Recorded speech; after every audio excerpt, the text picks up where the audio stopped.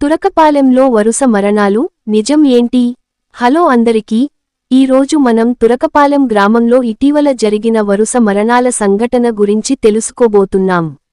ఈ విషయానికి అక్కడి ప్రజల్లో భయం కలిగించినా వాస్తవం మాత్రం వేరేలా ఉంది. ఈ వీడియో నచ్చితే లైక్ చేయండి, షేర్ చేయండి, మా ఛానల్కి సబ్స్క్రైబ్ చేయండి.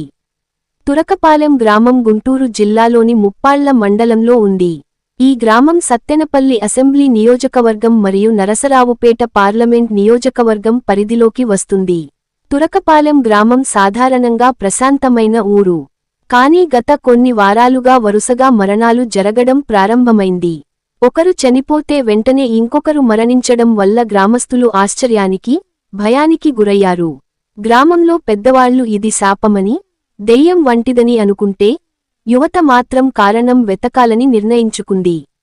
ఆరా తీయగా తెలిసింది ఏమిటంటే, ఈ వరుస మరణాల వెనుక కారణం ఆరోగ్య సమస్యలు.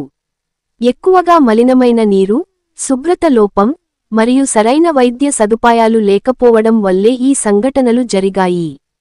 ప్రభుత్వం, గ్రామ పెద్దలు కలిసి వైద్య శిబిరాలు ఏర్పాటు చేసి, గ్రామస్తులకు జాగ్రత్తలు చెప్పి, పరిశుభ్రతపై చర్యలు తీసుకున్నారు. దీని ఫలితంగా కొత్త మరణాలు ఆగిపోయాయి.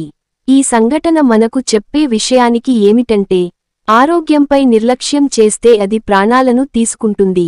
నమ్మకాలు, అపోహల కంటే సత్యం తెలుసుకోవడం ముఖ్యం.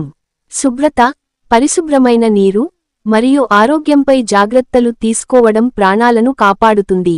తురకపాలెంలో జరిగిన వరుస మరణాల వెనుక నిజం ఇది.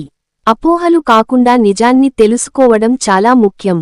ఈ వీడియో నచ్చితే లైక్ చేయండి, షేర్ చేయండి, మా ఛానల్కి సబ్స్క్రైబ్ చేయండి. ధన్యవాదాలు.